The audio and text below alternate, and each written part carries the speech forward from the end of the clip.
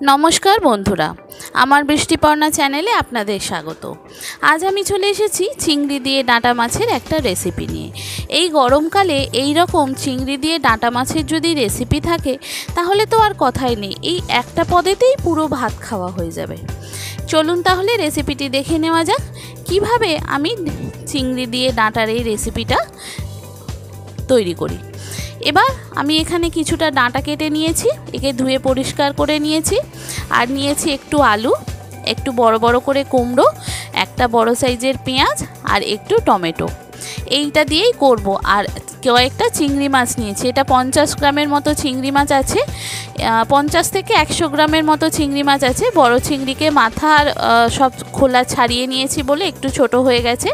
প্রথমে নুন হলুদ মাখিয়ে নেব চিংড়ি মাছটায়। আর ওদিকে কড়া আমি বসিয়ে দিয়েছি গ্যাসের ওপর, তাতে তেল দিয়ে প্রথমে আগে আলুগুলো লাল লাল করে ভেজে তুলে নেব। বন্ধুরা, রেসিপিটি যদি ভালো লাগে তাহলে আমার চ্যানেল বৃষ্টিপর্ণাকে অবশ্যই সাবস্ক্রাইব ও ফলো করে দেবেন, আর পাশে থাকার বেল আইকনটি অবশ্যই অন করে দেবেন। তাহলে ভিডিও আপলোডের সাথে সাথেই আপনাদের কাছে নোটিফিকেশান চলে আসবে ভিডিও আপলোডের। কেমন হলো রেসিপিটা অবশ্যই কমেন্ট করে জানাবেন, ভালো লাগলে একটা লাইক ও শেয়ার করে দেবেন। এই যে আলুগুলো আমি ঢাকা দিয়ে দিয়ে ভাজবো, এতে কি হবে, তাড়াতাড়ি সিদ্ধও হয়ে যাবে আর এখানে ভাজাটাও খুব ভালো হবে। যেহেতু কুমড়োটা খুব নরম, কুমড়োটা তাড়াতাড়ি সিদ্ধ হয়ে যায়, সেই জন্য আলুটা টাইম লাগে। আর ডাঁটাটাও তাই, নরম ডাঁটা তাড়াতাড়ি সিদ্ধ হয়ে যায়, সেই জন্য আলুটা আগে ভালো করে লাল লাল করে একটু ঢাকা দিয়ে ভেজে নিলাম, তাতে যাতে সিদ্ধটা ভালো হয়ে যায়। এরপর আলুগুলো তুলে তারপরে যে কুমড়োগুলো বড় বড় করে কেটে রেখেছিলাম, কুমড়োগুলোও একটু লাল লাল করে ভেজে তুলে নেব। কুমড়োটাও আলাদা করে ভেজে নিলে রান্নাটায় টেস্ট খুব ভালো হয়, আর তরকারিটায় কুমড়োটা এমনিও খুব ভালো লাগে। এবার কুমড়োটা ভালো করে ভাজা হয়ে গেছে, তুলে নেব। তুলে নেওয়ার পর একটু চিংড়ি মাছটা ভেজে নেব।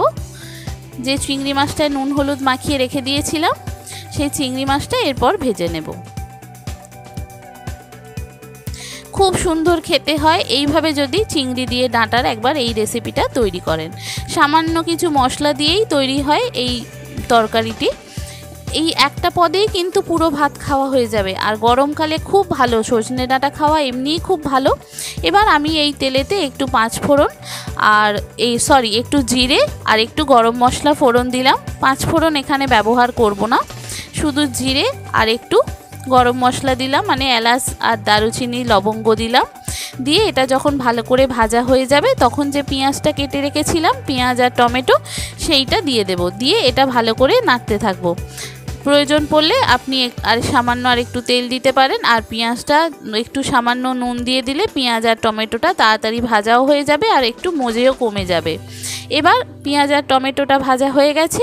এবার যে বেসিক কিছু মশলা আছে, নুন তো দিয়েই দিয়েছি, একটু সামান্য হলুদ দেব, একটু জিরে গুঁড়ো দেব, আর একটু আদা বাটা দেব। আর এখানে আদার আমার বাটাটা শেষ হয়ে গিয়েছিল, সেই জন্য একটু পাউডার আদা দিলাম, আর সামান্য একটু হলুদ দেব।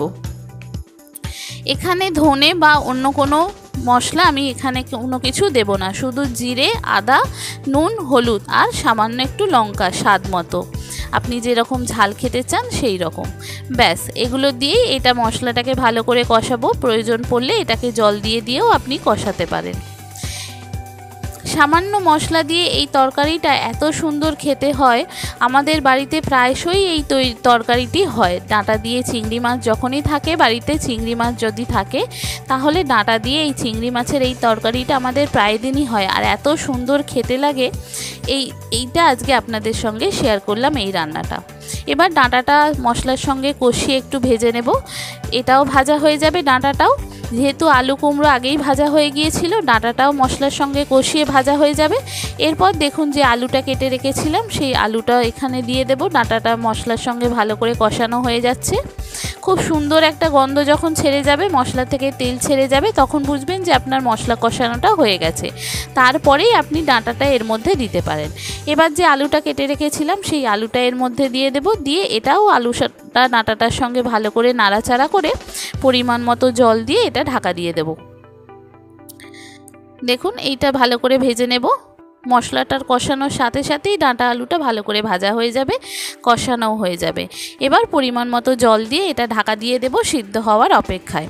যে সমস্ত নতুন বন্ধুরা আমার ভিডিওটি দেখছেন অথচ আমার চ্যানেল বৃষ্টিপর্ণাকে সাবস্ক্রাইব ও ফলো করেননি, তাদেরকে অনুরোধ করব আমার চ্যানেলকে সাবস্ক্রাইব ও ফলো করে দেওয়ার জন্য। তাহলে ভিডিও আপলোডের সাথে সাথেই আপনাদের কাছে নোটিফিকেশান চলে আসবে ভিডিও আপলোডের। কেমন হলো রেসিপিটা অবশ্যই কমেন্ট করে জানাবেন, কিন্তু ভালো লাগলে একটা লাইক ও শেয়ার করে দেবেন। এবার দেখুন ডাঁটা আর আলু মোটামুটি সিদ্ধ হয়ে গেছে।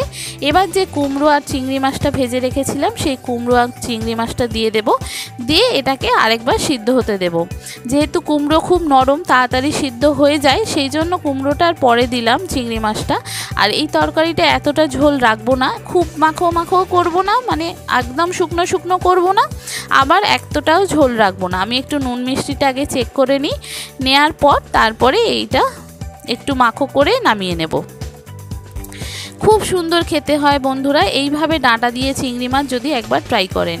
কেমন হলো রেসিপিটা অবশ্যই জানাবেন, কিন্তু যারা পুরানো হয়তো তারা এরকমই করে, কিন্তু যারা নতুন তারা একবার এইভাবে ট্রাই করতে পারেন। খুব সুন্দর খেতে হয়। এই গরমে ডাঁটা দিয়ে চিংড়ি মাছ এই রকমভাবে কুমড়ো আলু দিয়ে আগে না খেয়ে থাকলে একবার ট্রাই করতে পারেন। আমাদের তো প্রায়শই হয়, আজকে শেয়ার করলাম আপনাদের সঙ্গে রেসিপিটা। কেমন হলো অবশ্যই কমেন্ট করে জানাবেন, কিন্তু ভালো লাগলে একটা লাইক ও শেয়ার করে দেবেন।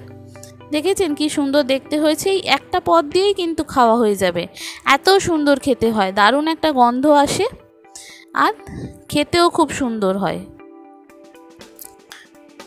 দেখেছেন কি সুন্দর দেখতে হয়েছে, দুর্দান্ত খেতে হয় এই রকমভাবে রান্না করলে চিংড়ি দিয়ে ডাঁটা।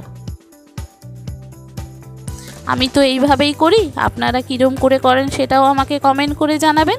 ভালো লাগলে একটা লাইক ও শেয়ার করে দেবেন। দেখেছেন কি সুন্দর দেখতে হয়েছে, খেতেও কিন্তু দুর্দান্ত স্বাদের হয় চিংড়ি দিয়ে ডাঁটা। কেমন হলো অবশ্যই কমেন্ট করে জানাবেন। ভালো লাগলে একটা লাইক ও শেয়ার করে দেবেন। থ্যাংক ইউ বন্ধুরা।